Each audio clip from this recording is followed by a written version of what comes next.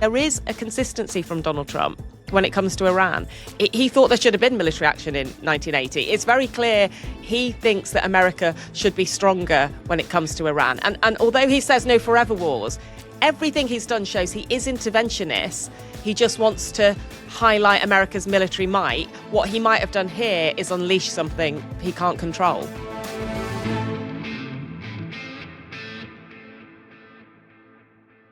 Hello and welcome to Trump World. I'm Matt Fry in London. And I'm Anushka Astana in Washington, D.C. And Matt, we've just listened to the man who calls himself the Secretary of War, Pete Hegseth, talking about the justifications for Iran and talking in particular about the Americans taking out an Iranian warship. Let's just start by having a listen to what he said. Last night, we sunk their prize ship, the Soleimani. Looks like POTUS got him twice. Their Navy, not a factor. Pick your adjective, it is no more. In fact, yesterday, in the Indian Ocean, and we'll play it on the screen there, an American submarine sunk an Iranian warship that thought it was safe in international waters. Instead, it was sunk by a torpedo. Quiet death. The first sinking of an enemy ship by a torpedo since World War II. Matt, when I listen to that, I find it absolutely extraordinary because they're kind of saying the thing out loud that for years, for decades, we've heard governments try not to say, which is they don't care about international law. They're not even trying to make the legality argument. I mean, it's a real message to send out there, isn't it? Absolutely. In the rollout of the different justifications for this war of choice, which I think we have to reiterate is what it is. It is a war of choice, not one of necessity, I believe, humbly. They keep coming up with different reasons. And another reason that we heard today for the first time spelt out in slightly more detail than before is what Pete Hegseth said about this assassination plot, alleged plot against Donald Trump. Now, we do know that someone was arrested last year when he was president-elect, or the year before, who was an Iranian agent, somehow linked to the regime. And now Hegseth is claiming that they killed the guy who was in charge of the unit that plotted to assassinate the American president. I mean, the so-called Secretary of War went out of his way to say this was not one of the justifications for going to war against Iran.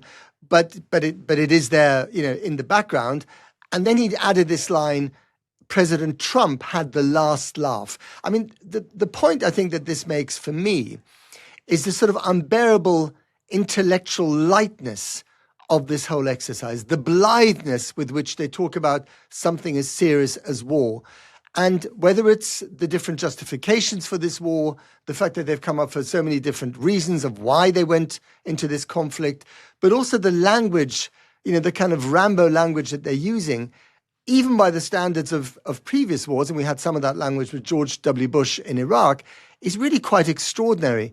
And I think a lot of it stems from Donald Trump's philosophy of how you exercise power. It's all about him, L'État c'est moi, I am the state, I am in charge. I don't care about Congress. I don't care about my allies. I didn't even consult my best friends in the Gulf before I did this. I talked to the Israeli Prime Minister a lot. We're in this together, but no one else is. And I find that really quite alarming.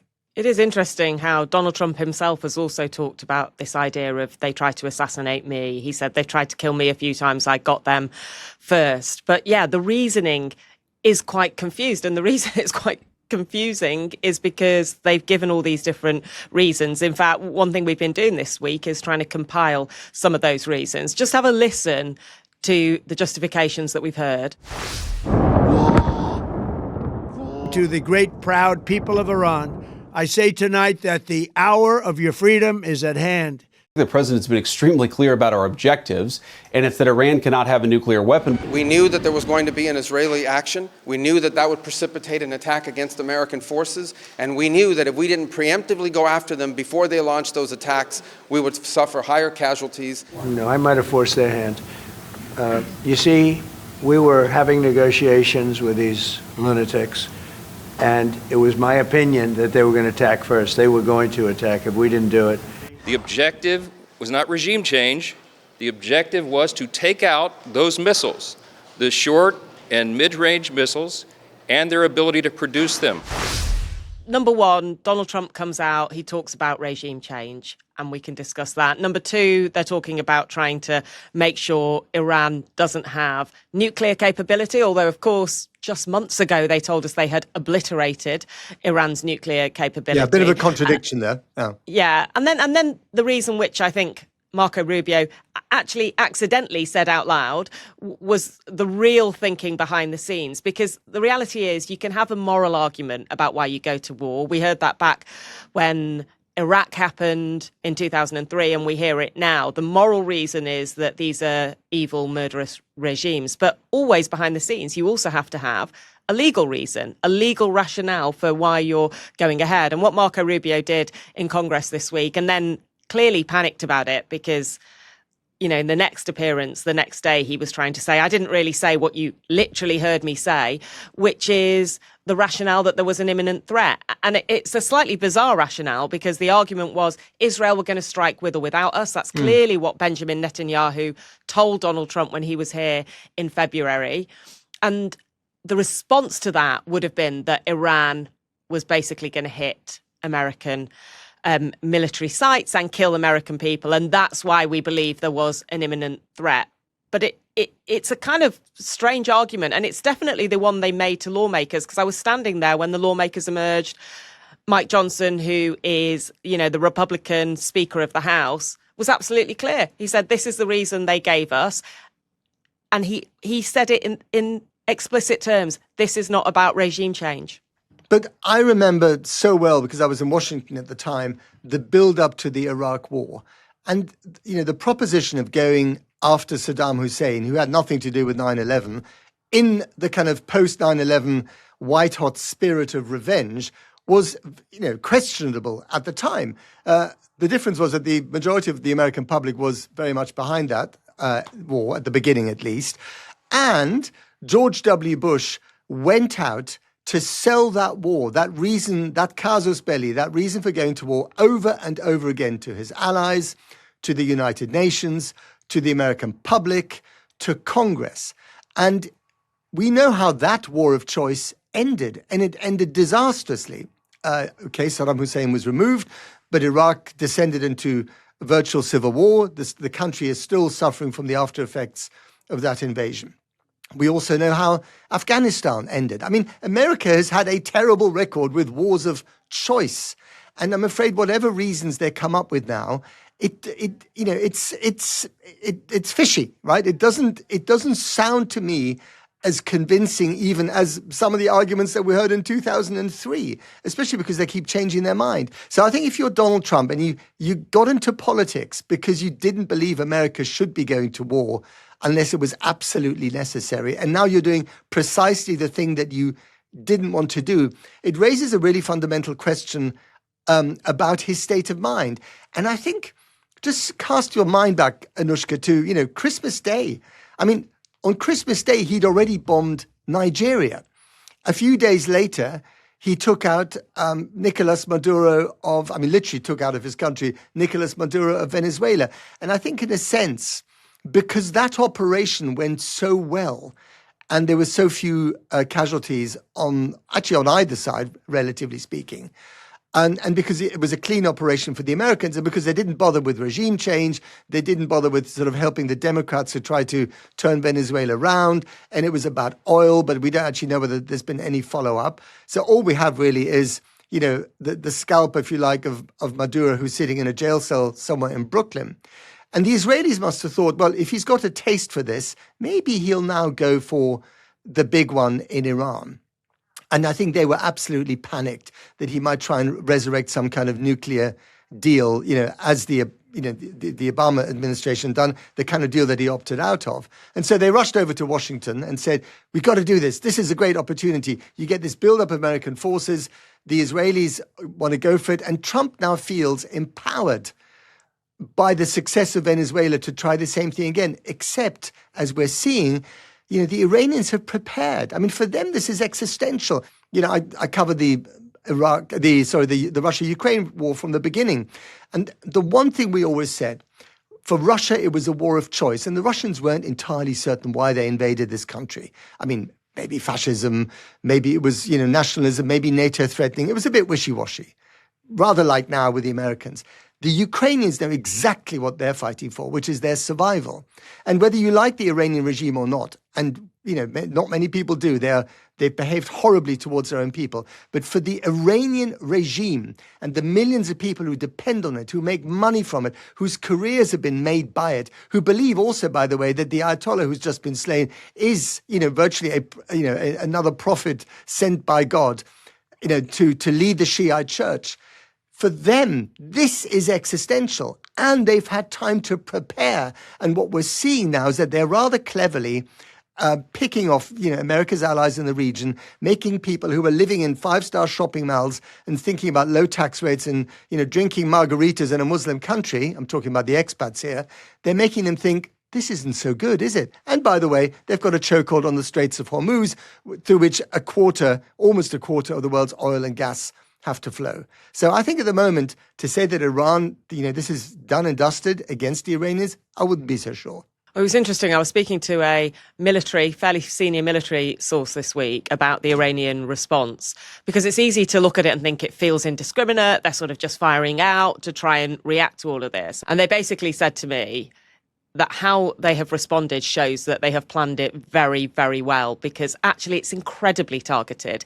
So much so that they're taking out, the radars that are preventing the US military bases from operating in the way that they would want to operate. And of course, they will run out of money, and their, military arsenal is being depleted at a pretty fast rate from the strikes from Israel and the US. But it costs a lot more to defend against those missiles than it costs to fire them out. I mean, it was interesting you're talking about Iraq. I was in London when they were making the decision to go to war. And it was actually my first job working for the Observer newspaper. And the Observer newspaper at the time backed the Iraq war. And one of the first things I did was go through all the letters of readers saying, we're tearing up our subscriptions, we're never going to read the Observer again. They were so angry about it. But the contrast to now, many people thought it wasn't a legal war, but the contrast to now was there was massive hand-wringing about it. There was massive discussion about it.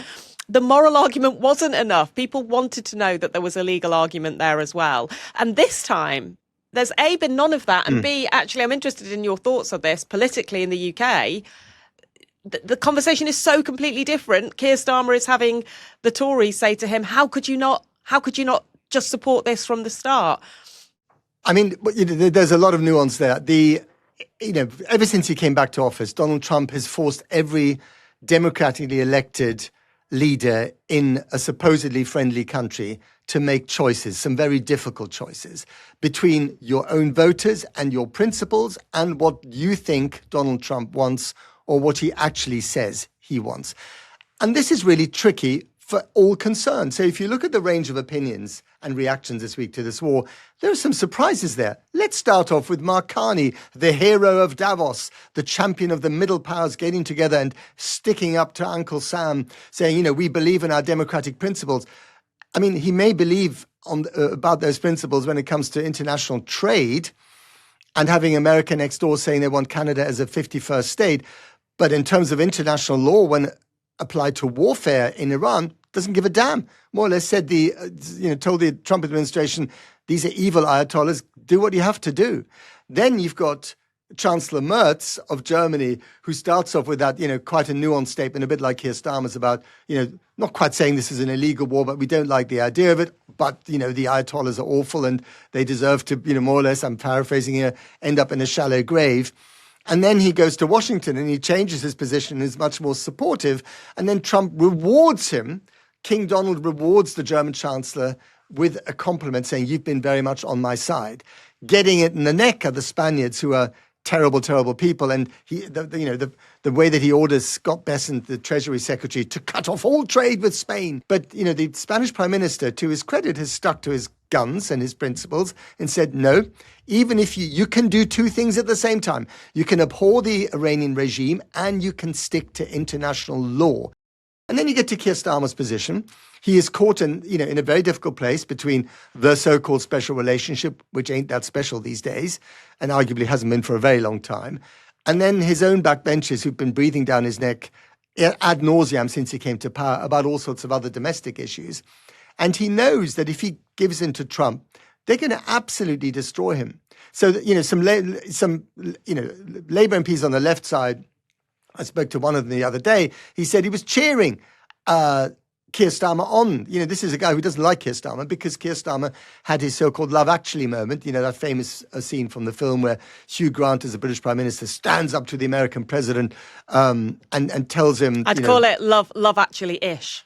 Love Actually-ish. It was Love Actually-ish, yeah. But in return, he got hate, actually, didn't he, from Donald Trump, or a bit of hate, actually. I mean, that was amazing, watching that yesterday. It was amazing. It was amazing what Starmer said. You cannot do regime change from the air, which is a fair point. And by the way, Dan Kane, the chief of the Joint Chiefs of Staff in America, the senior general in America, would probably agree with him. But at the same time, Trump's reaction to this was really quite petulant. And by the way, can we just say very quickly, this obsession with Winston Churchill that Americans have, it's very unhealthy. It really is. Yeah, I thought it was kind of extraordinary sitting there watching Donald Trump talk. He's obviously picking up the phone to journalists who have his number and just giving them different messages. And then he was asked, obviously, in the White House how he felt about the UK. Apparently, he's been very angry ever since that phone call where Keir Starmer spoke to him about not using the bases. And then he, obviously, as you just mentioned, made this point, it's not exactly Winston Churchill I'm dealing with there. It's interesting because I've spent a bit of time this week with British diplomats who are obviously tearing their hair out. I think the feeling is we need to just stay quiet. We need to try and ride this through. Keir Starmer, obviously under political pressure at home, has to stick to the line, which is, around the legality point. But also it's interesting. Someone was saying to me tonight, it was one day that we didn't allow the bases to be used. One day. And this is what you get in return for that. But they also said when they're having conversations with their counterparts in the State Department, in the Pentagon, and so on, that they do get a completely different message than you hear from Donald Trump. I mean, take Chagos Islands, which is one of the things that Donald Trump keeps criticising. He keeps going on about us stupid giving island, it away. Yeah, the stupid island. But, what diplomats say to me is we heard nothing ever from anywhere else in the administration that they were annoyed about the deal at all. And in many ways, they felt like the deal was there to support America with that base. But it does show it doesn't take much, does it, for Donald Trump to really hit out. And I do find it amazing, the journalists who were telling me about how they just literally ring the president up and once in a while he just answers the phone and, I mean, Anushka, you've been talking to people, not just in Washington, but elsewhere in the States. Where is American public opinion in this? Where's the MAGA crowd on this? Well, it's really fascinating because obviously Donald Trump is someone who has promised no forever wars. And you don't have to go very far back to find members of his administration making that point. Pete Hegseth in December launching the defence strategy, basically saying we're not going to go for regime change. We're going to try and deter war. J.D. Vance 10 days before the last election, basically saying it would be madness to go to war with Iran because it would take up too much resource, it would cost too much. Obviously now, marching to a different tune, but clearly they're not the Iran hawks who have been pushing this. And in terms of Donald Trump's MAGA base, well, there's two layers to this. There's the voters, and I'll just come to that. But then there's the extremely influential commentators, people like Tucker Carlson, people like Megyn Kelly. Megyn Kelly is pretty angry about this. She can't see how there was an imminent threat. She can't see how this protects American lives. There is a split in MAGA over the issue of Israel. It's very, very clear, although Donald Trump's been trying to deny it this week, that Netanyahu's influence has been massive and has been a really big driver of this, especially when you think that those other people around Donald Trump are not necessarily Middle East hawks.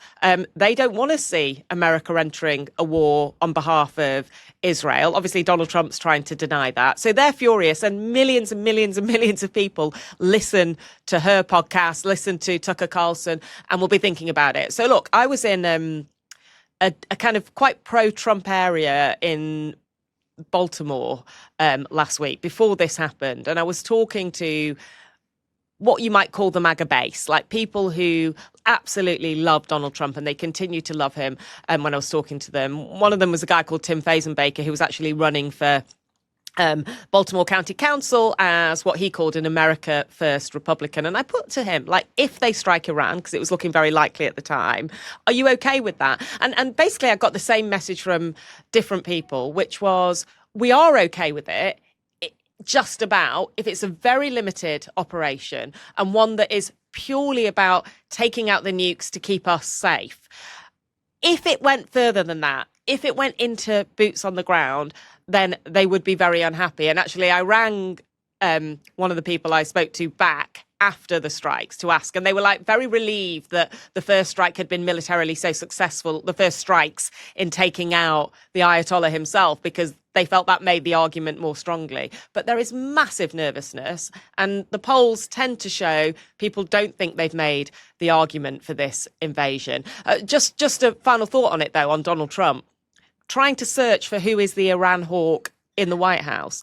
Part of me wonders if it is Donald Trump. I was watching back things he said in 1980 yesterday, things that he had said in 1987 and onwards. And actually, there is a consistency from Donald Trump when it comes to Iran. He thought there should have been military action in 1980. It's very clear he thinks that America should be stronger when it comes to Iran. And although he says no forever wars, everything he's done shows he is interventionist. He just wants to highlight America's military might. What he might have done here is unleash something he can't control. But there's a couple of nuances there. So he did kill, the Revolutionary Guard commander Soleimani in 2020. Yeah. He did that. And he did, come out of the Iran nuclear enrichment deal that Obama had fashioned. He did that as well. But remember, he also fired John Bolton, more or less, because he wanted to go to war with Iran. So Trump has also been on a bit of a journey. There are some, there's a loathing there of Iran. And remember, Iran has been a thorn in America's side since the revolution in 1979. You won't find many, Iranian regime friends in the US. But the fact that he himself, Trump, has changed his mind on this. And then if you look at the way that Hegseth spoke today, if you look at the fact that, so many of America's friends have been drawn into this war, you kind of wonder that even if they don't believe in the crate and barrel rule, you break it, you keep it. No, you break it and then you leg it out of the shop. That's the new rule. Who's to say they're not going to get sucked into this? You have more American casualties. Suddenly he has to send some boots on the ground to make, or you let's say you have patrols, American naval patrols in the Straits of Hormuz, which is what they've suggested, taking, oil tankers to safety. I know that Trump has said he doesn't want boots on the ground, and he doesn't obviously care about nation building. And Pete Hegseth today was incredibly dismissive of the very notion of nation building, which is such a kind of Democrat thing to do. And, which it wasn't actually, it was a Republican venture, and it failed miserably in Iraq and in Afghanistan. But the point is, if you have American warships patrolling the Straits of Hormuz and escorting tankers to safety, and they get hit by the Iranians, who's to say that doesn't draw the idea of having naval warfare? And we saw the beginning of this, at close quarters, makes that much more realistic. And then the next step could be boots on the ground. The minute you go down this slippery slope, even if you think it's a war without American troops being deployed, just be careful, because you never know how these things pan out. I've just finished a conversation with Jen Gavito, who is senior advisor at the Cohen Group, but was in the State Department, actually was Assistant Secretary of State for Near Eastern Affairs, which included Iran in Joe Biden's time, a long-time senior American diplomat. She's been in the room for the type of conversations we're talking about. And before this began, she warned about what it might unleash. And that was where I began our chat. Speaking in January, you suggested that targeting the Iranian leadership with strikes could basically open a Pandora's box, that it could unleash something that America couldn't control. Is that what you think is happening? I think so. Obviously, this will continue to play out over the course of months, if not years. But by having eliminated the Iranian leadership without a clear plan, then you can't know what comes next, right? So we're seeing initial indications that the Supreme Leader's, the late Supreme Leader's older son may be in line. He is affiliated with the IRGC, and I think, as we may have talked about previously, every war game that's been played out by the United States in recent years has in fact pointed to the IRGC as taking over if regime change is attempted. So a harder line than what we started with. Harder line because that becomes militarily focused over religiously focused. Correct. More secular, but certainly stronger as far as security goes. And so if you're talking about, and I know there's many justifications out there at the moment for why we embarked on this endeavor, but if one of those is protection of the Iranian people, I don't think that an IRGC-influenced government is better for them in any way. And to be clear, when you were in the State Department, that was the projection. That was the working assumption, was if you attempted regime change from the outside, the IRGC would most likely prevail. And you just said months, maybe years. Was that what could have happened? Does that look likely to happen? I think that we don't yet have an understanding. I keep going back to the question of what is the objective here. And over the last 96 hours, we've heard a few of them. Yesterday, it seemed that the administration was coalescing around the idea of the objective being degradation of nuclear, if not missile programs. Fine. Others, including reports yesterday that the United States is thinking about arming the Kurdish elements in Iraq and inside Iran. That suggests that maybe regime change is still on the table. Until we really know what the objective is and therefore are able to extrapolate from that what the end state may look like, I think it's really hard to talk about what that does look like.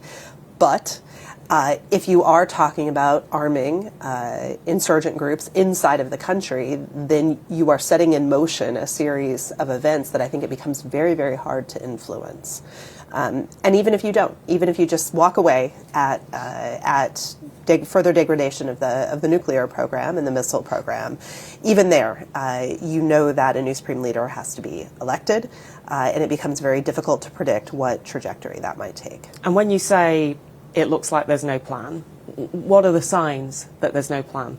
Well, first and foremost, that the administration is not yet settled on a single justification for this operation.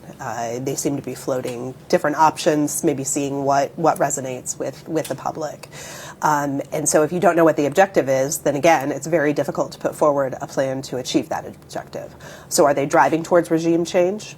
There were moments yesterday where that seemed to be the case. Are they just driving towards a very cut and dry operation against nuclear facilities? That's not exactly what we've seen to date. So it's really hard to answer that question. There's a lot of unknowns still hanging out there. They're trying to slightly backtrack from it, but it seemed really clear to me that Secretary of State Marco Rubio briefed the Gang of Eight, most senior figures in Congress. They came out and spoke to us, and I was there listening to what they had been briefed on. They briefed them that there was an imminent threat based on the idea that Israel was going to strike anyway, and that would lead to a response that would, they argued, kill many Americans. To someone who's been there, been in the room, what did you make of that justification? The justification actually rings true to me. What is different in this is that previous administrations have worked very hard to restrain Prime Minister Netanyahu, who, let's be clear, has been moving towards this objective for his own reasons for 20 years now. So that the idea that Netanyahu would want to embark on a regime change operation should surprise nobody. What's different here is the idea that the U.S. administration would go along with that plan and even strike preemptively in order not to absorb the blowback. But I think that was absolutely correct. I think that if Israel had gone it alone, and I suspect that when Netanyahu was in the Oval Office with President Trump in mid-February, that's what he previewed, then absolutely Iran would have struck out at us. Where you could, of course, correct it is by letting Prime Minister Netanyahu know in no uncertain terms that the United States was not prepared to embark on that mission. And then do you think he wouldn't have gone ahead? I think if he believed that the United States was not going to participate, then I don't think he would have had much of a choice but to back off. And that has been, in fact, the dynamic for the better part of 2 decades. And you've been there for this. Presumably Benjamin Netanyahu was trying to persuade Joe Biden. And President Obama and President Trump in the first term, And what were going all the way back to conversations? Bush. What were your conversations about that? Exactly where you started this conversation, that, first of all, I think it's really important in all of these discussions about where we are to make very clear that this Iranian regime was evil. They brutalized their own people. They exported terror all over the region. And so in none of the conversations is anybody trying to assert that somehow this regime should be protected. But the conversations with Netanyahu would revolve around the idea that no regime change operation has ever been successful from the air. For countries that were, certainly the United States, not prepared to put boots on the ground, what you thought you were putting in motion, what you thought you could achieve, is not what would come out of that. And those were the conversations. And what do you end up with then? Well, I mean, I think you end up either with chaos. If you are able to kind of foment, kind of the beginnings of unrest within Iran's borders, then you start to have, separatist groups, militias, skirmishes, et cetera, that gives way to increased chaos, certainly in border regions, maybe spreading beyond that, but with the regime still firmly in charge. Or you pave the way for, again, a more hardline regime to come into place. I think that, there's still a lot of wishful thinking that maybe you have a Venezuela-style situation where the Iranian leadership assesses that if they play nice with the United States and moderate their positions, then, we can find a common path forward. That's very unlikely for a variety of reasons. And one thing I'm interested in is you can make the moral argument for war and you can say it's an evil regime that needs to be removed. And I remember working on the Iraq War, where there were the similar arguments. There was a moral argument to get rid of Saddam Hussein, but what we wanted was for the UK at the time and the US to make the legal argument. And as almost this morning, Pete Hegseth has come out and explicitly said that they targeted an Iranian warship that thought it was safe in international waters. So quite openly saying international law is not going to protect them. How worried are you about comments like that and about that move? It's a really dangerous precedent. And I think that, a number of comments that have come out over the course of days and weeks have suggested less of a commitment to adherence to international law. And of course, over the last year, we've seen a real, and in fairness, dating back in some ways to the Biden administration, we've seen a real dismantlement of, kind of multilateral institutions as the framework for which, all countries operate. That's a really dangerous precedent and one that puts our own service people at risk, our own civilians at risk. What, you think it gives a green light to others to breach international law? I mean, if you can, absolutely, if you can blow ships out of the water, out of, whatever domestic justification there may be, again, to your point, however strong it may be, right? But if you can do that in violation of international law, then what is stopping any other rogue actor from doing that to American civilians or military or our servicemen? And can I just ask you about other countries in the region? I thought it was really interesting, the reporting, denied by Saudi Arabia, but reported by journalists who have good sources, that the Saudis were pressing America to do this. Do you believe that? What rings true to me in this is a comment that was attributed to the Saudis several weeks before the operation that we would look weak if we didn't do it. And so I suspect there was, on the part of our allies in the Gulf in particular, kind of a sense of inevitability of this. We had amassed the biggest armada since the Iraq War. And so the idea that you would bring all of this into the region and then let it sit there unused, I think struck everybody as not likely, right? And so I suspect on the part of the Saudis that they recognized that there was an inevitability to it and sought to shape that conversation. So I'm sure it was a constructive, it's never as black and white as go, don't go. So I suspect there was some nuance to it.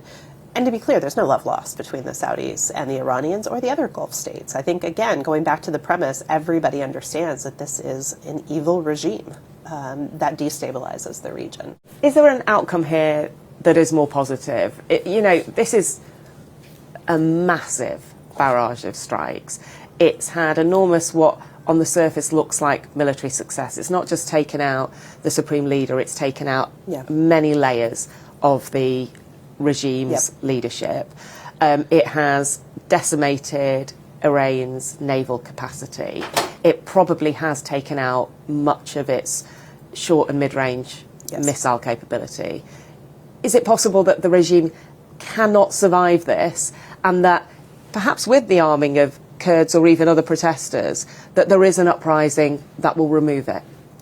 I'm pretty skeptical. I would disaggregate those two things and say that what you described at the beginning of that is in fact a net positive. The world is a safer place if Iran does not have a giant arsenal of missiles at its disposal, and if it doesn't have the capability to project its power outside of its own borders. I think that's a net positive. Again, you can question how we got here and what the off-ramp is, but those are good things. For that to translate into regime change coming from kind of border regions and non-unified opposition forces, that I think is probably a bridge too far, at least at this moment. There's no unifying figure. There's no unified opposition. Even, the types of arms that, maybe these separatist groups have, I don't think is any match for the state. And Donald Trump said yesterday the worst case scenario is they replace Khamenei with another person who's just as bad. So they obviously think that is a realistic possibility. Yeah. What would that mean for the world? I mean, I think we're back to square one, but with degraded capabilities in the short term. But I think it sets off a cycle of what we've seen over the last year, where they rebuild capacity and some combination of U.S., Israel, maybe other allies have to go in periodically and eliminate those capabilities again. But if that's positive, is there an argument that they've done the right thing here? Again, I think that degrading their capabilities, and we've tried that through a variety of different ways, right? We've tried it through sanctions, we've tried it through prior military action, et cetera. So yes, I think that there is an argument to be made for decapitating their ability to spread terror. Do you think the Obama deal was better than this? I'm sorry? Do you think that Obama's deal was better absolutely. than this? Yes. It had its limitations for sure, but it kept channels of communication open. By having done this on top of negotiations that were taking place, I think the U.S. has unfortunately removed itself as a credible negotiating partner for the foreseeable future. Leaving kinetic action is really our only tool. And very final question, who do you think in the administration is driving this? Who are the Iran hawks in the White House, in the State Department, who are pushing? It's such a good question. Donald I mean, Trump we've heard Lindsey Graham, we've heard Tom Cotton. Certainly, Prime Minister Netanyahu has a major voice in this. I've heard some nuance from others, and so I hope that there is a rigorous policy debate going on that leads us, maybe if this started not on the best of objectives or best clarity, maybe at least how it goes forward will be the result of more rigorous policy conversations. Thank you very much. Thank you. That was Jen Gavito, and I think that is all we've got time for today. I hope that people listening, watching will press follow or subscribe. We always greatly appreciate that. And of course, yes, we really appreciate everyone who follows us. We appreciate every one of you listening. And there is so much to say about this conflict, what it means about, the breakdown of international law, what it means about the nature of American power in the age of Donald Trump, that this story, I'm afraid, will probably run and run. That's it from Trump World. Goodbye from London. Goodbye from Washington, D.C.